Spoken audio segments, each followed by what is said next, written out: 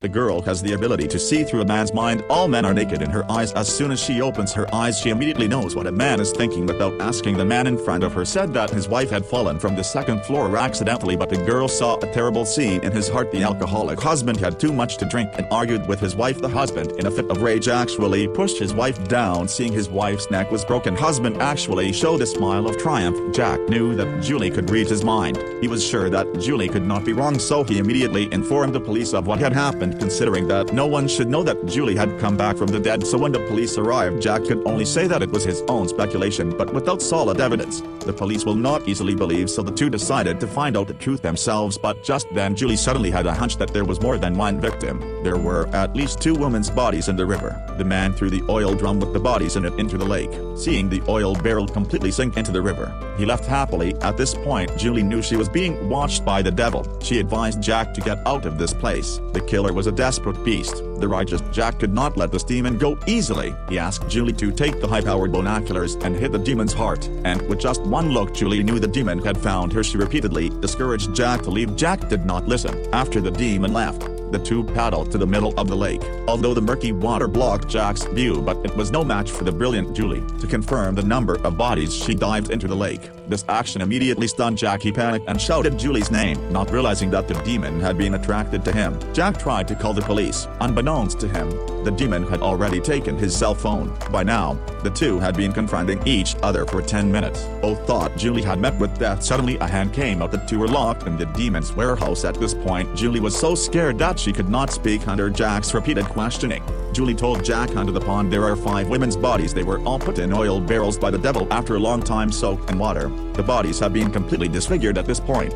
Jack has a bad idea. He asked Julie to steal the demon's memories of the killings, so that he can get out of danger. Julie tells Jack that this won't work. If she steals this memory, she has to pass it on. If she can't find a target to pass it onto, her body would be infused with this evil power and she would become what she was. The demon rushed in before they could discuss their plan. In the nick of time, in order to save the lives of 2 people, Julie decided to take a risk and let go. She stared into the demon's eyes before he could recover. Julie put his memory on her own. The demon was now dizzy. Jack took advantage of his weakness to take the weapon out of his hands. At this moment, Julie seemed like a different person. The tone of her voice and eyes became fierce. She tied the demon to the post and kept cursing. Strange behavior cannot help but make Jack a little surprised. Jack was about to call the police, but Julie stopped him. She said she had to go home first before calling the police. She also kept asking Jack to see if the rope was tied tightly, but as soon as Jack got out of the car, Julie showed a strange smile. When Jack came back, Julie had already disappeared, and the weapons in the car also disappeared along with. He looked around but could not find Julie's shadow. At this time,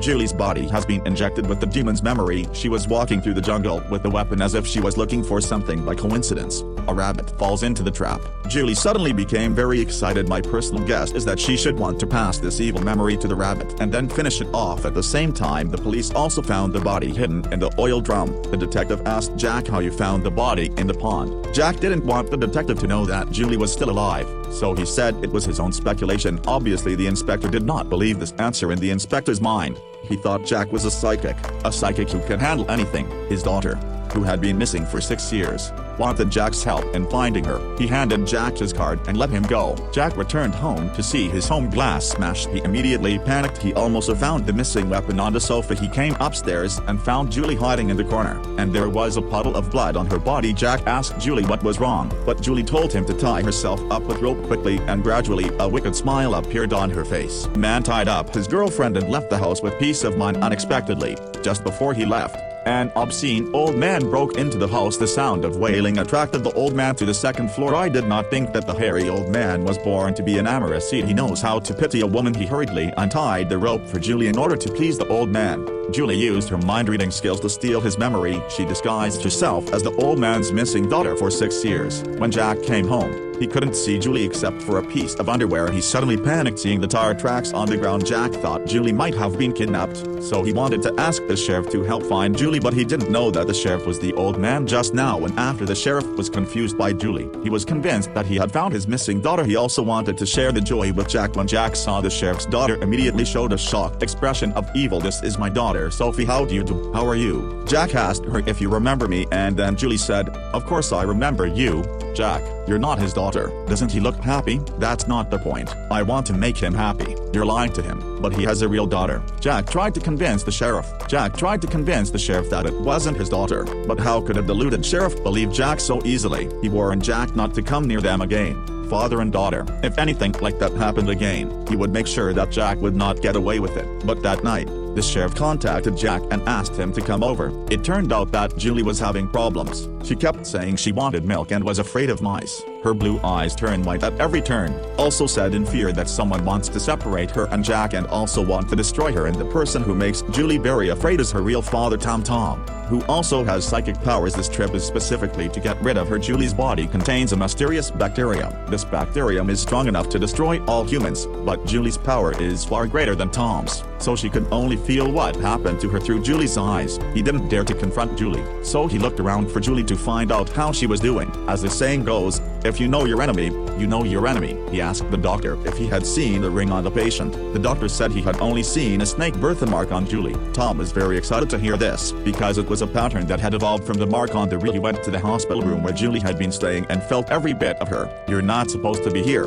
Get out of this room. I know she's alive. You can't hurt her. If I don't stop her, she'll kill all of you. Tom's powerful aura made his eyes turn white. The doctors thought the old man had gone crazy. A single injection put Tom in a coma. But before he did, he messed with Julie's mind. All the memories Julie had stolen were messed up. The sheriff's body was infused with the memories of the killer. He was as drunk as he could be, grabbed a weapon and started to attack Jack and Julie. At that moment, Tom began to spit red mist. In order to get rid of his beloved daughter, the father had to infect her with the 4,000-year-old virus. But as soon as he had the idea of finding his daughter immediately senses his arrival. Her eyes immediately turn white. She cried out for Jack with terror on her face. He's coming. Who's coming? He's going to destroy me. He knows this house. He's been here. Tom's power was no match for his. He was so angry that he had to find a way to remove his daughter's energy. But Julie's aura was more powerful than he could imagine. He took his anger out on the hospital where Julie had been. Although he succeeded in destroying the hospital, but he was scared to death of the rat,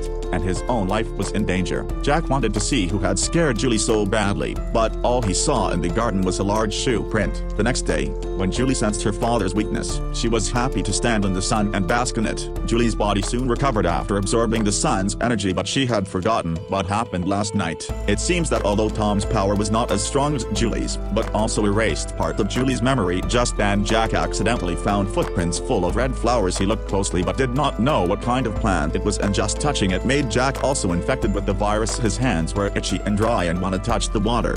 It would also suck the water dry, but Jack did not care at all. Just then the clingy sheriff reappeared. Yesterday, after he was put in the police station, suddenly a red smoke came in from outside. The smoke seemed to be alive and flew straight into his mouth and nose. When he came to his senses again, he lost part of his memory, but he always remembered that Julie was his daughter. He came here to bring his daughter home. I'm here to bring my daughter home. Julie. Her name is Sophie. Yes. I'm sorry. Hello, Sheriff. Jack didn't know where to begin of the chaos, but he knew that if he didn't find the sheriff's daughter, the sheriff would say that the two of them had hidden his daughter. To avoid unnecessary misunderstanding, Julie used her mind-reading skills to steal the sheriff's memory again, and this time she only wanted to help him find his daughter. To find Sophie's best friend from her memory, Julie found the clues. She was the one who introduced Sophie to a boy. She also added an unknown liquid to Sophie's drink, and the boy was not expected to be a true scum. Many girls have been victimized by him, so Julie decided to get rid of this scum first before going to look for Sophie. Julie recognized the scum at the bar right away, but he was wearing sunglasses and couldn't steal memories from a distance. The scum's bodyguard saw the two sneaking around and went up to ask unexpectedly.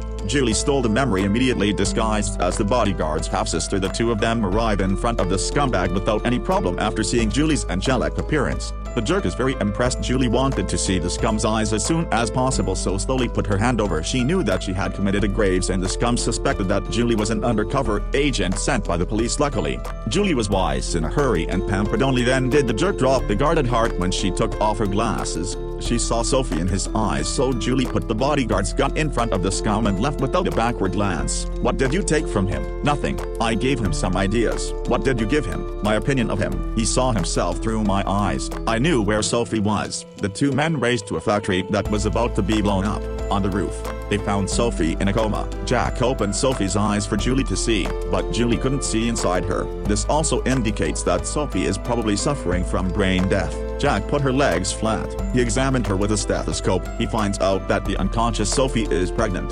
Fortunately, the baby was still alive. Jack pulls out his cell phone and asks the doctor for help. But if we don't help her now, but if he didn't help, he might not be able to save the baby. In the nick of time, Jack grabbed a scalpel and performed emergency resuscitation on Sophie. When the doctors and nurses arrived and saw the girl lying on the floor, they were confused. Just then, a baby cry broke the silence. Although the baby was safe and sound, but Sophie's condition was not optimistic. The massive blood loss made her vulnerable to loss of life. At this point, Sophie must be given a blood transfusion to get her out of danger, but not knowing what blood type she had became a problem. The nurse's words woke everyone up. She had taken a blood sample from Julie. Julie's blood type was O, but there was an unknown bacteria in her blood. They didn't know if it would harm Sophie, but at this point, they couldn't afford to think further and had to take the risk and try. With the efforts of several people, Sophie was saved. Jack called the sheriff and told him everything, looking at his lost daughter and now a little baby. The sheriff cried tears of joy. Even more bizarre was the fact that the girl who had been declared brain dead had miraculously come back to life. Julie's blood contains a rare bacteria. It can eat up dead cells in the body, and it can regenerate the cells in the host body. The father of such a precious girl felt that she was a scourge.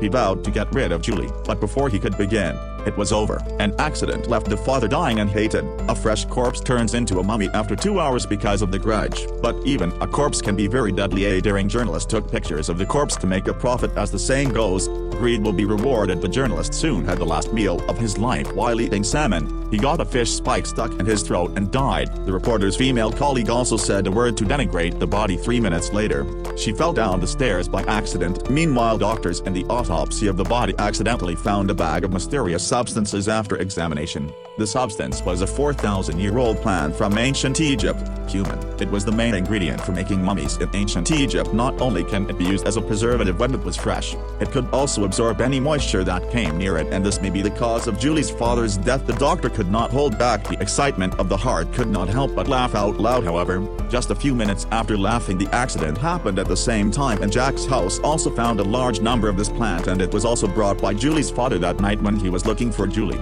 He realized that his power was far less than his daughter's, so he thought of using it to get rid of Julie, but what he didn't expect was that he would get himself killed. Just then, Jack found a dried up bird and many dried snails around the plant. Judging from this, these living creatures were drained of their water because they touched it. In the end, they were not spared. Jack proposed to go to the water room to take a look. Unexpectedly, when opened the water tank, the moment the two completely dumbfounded, a large amount of water in the tank disappeared in its place for all these plants. Jack wanted to ask Julie if she knew what was going on, but found that Julie disappeared unbeknownst to him. Julie was playing cards with a group of people who were not afraid of death because Jack's house was sold by his ex-wife. She wanted to have her own love nest with Jack, so Julie decides to use her mind-reading skills to play cards with the men and make a profit. The man saw that Julie was very good-looking. They don't give her a second thought. In no time at all, she pocketed all the money on the table. Julie thought that the money was enough for the two of them to live happily ever after and wanted to leave to buy a house. Instead, she was approached by two scrawny men. They followed Julie to Jack's house and tied her up. Because the man was wearing glasses, Julie couldn't control him with her mind-reading skills, so she sat on the sofa obediently. They asked Jack's friend Mustache to get to drink, but the Mustache is also a tough guy. He remembered the plant he saw with Jack during the day. He took a big handful and put it in and stirred it well, but as soon as the plant came into contact with the water, so he added a large bottle of drink. Only then did he add a large bottle of drink to slow down the rate of water loss. He completely dissolved. He quickly brought the drink over as expected. A few minutes later, both turned into human. Dry Jack, who had gone out to look for Julie,